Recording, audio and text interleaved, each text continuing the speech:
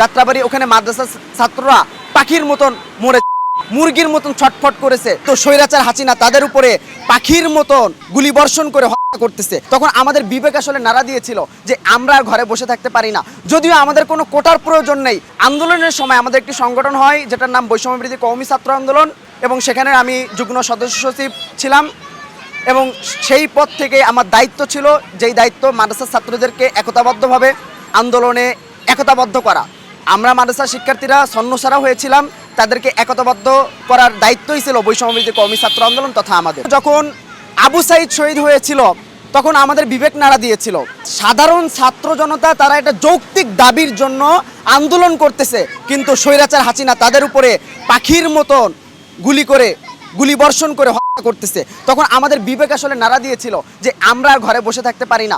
যদিও আমাদের কোনো কোটার প্রয়োজন নেই, তারপরও যৌক্তিক দাবির সাথে আমরা সম্পূর্ণভাবে একমত। আমাদের বাইতুল মুকাররমে একজন ভাষণ দিয়েছিল, ওই নরপিচাস তুই আমার সন্তানের বুকে গুলি করলি কেন।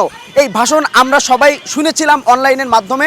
তখন আমাদের বিবেক নাড়া দিয়েছিল, সুতরাং যাকে গুলি করছে সে তো আমার এক জাতি ভাই, বাঙালি ভাই, সুতরাং আমাদের আর ঘরে বসে থাকলে হবে না। এজন্য যদিও আমাদের কোনো কোটার প্রয়োজন নাই, কিন্তু যৌক্তিক দাবির সাথে আমরা সম্পূর্ণভাবে একমত। আমরা মাজলুমের পক্ষে এবং জালেমের বিরুদ্ধে রাজপথে নেমেছিলাম। 5 আগস্ট যখন শেখ হাসিনা পলায়ন করেছে, এমন একটি সংবাদ আমাদের কানে আসলো, তখন ছাত্র জনতা আনন্দ মিছিল করার জন্য রাজপথে নেমেছিল। দীর্ঘ 1 মাস যাদের বিরুদ্ধে আন্দোলন করেছিল সেই সরকারের পতন হয়েছিল। 100% এটা ছাত্র জনতার একটি খুশি। এই খুশি যখন উদযাপন করার জন্য যাত্রাবাড়িতে রাজপথে ছাত্র জনতা নামে, ঠিক তখনই পুলিশ গুলি বর্ষণ করে। আমরা অনেক জায়গায় আনন্দ মিছিল করতে পেরেছি, কিন্তু আমরা কিন্তু আনন্দ মিছিল করতে পারি নাই।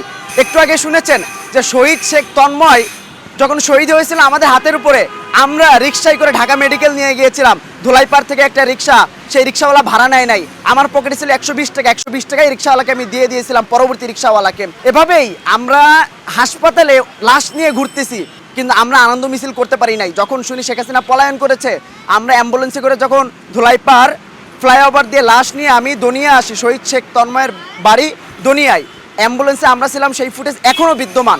তখন আমরা দেখি যাত্রাবাড়ি থানার সামনে অগণিত পুলিশ গুলি চালাচ্ছে।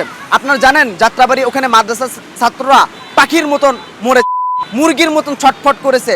একেবারে কাছ থেকে শরীরের সাথে টাচ লাগিয়ে বুলেট মেরে তাদেরকে হত্যা করেছিল।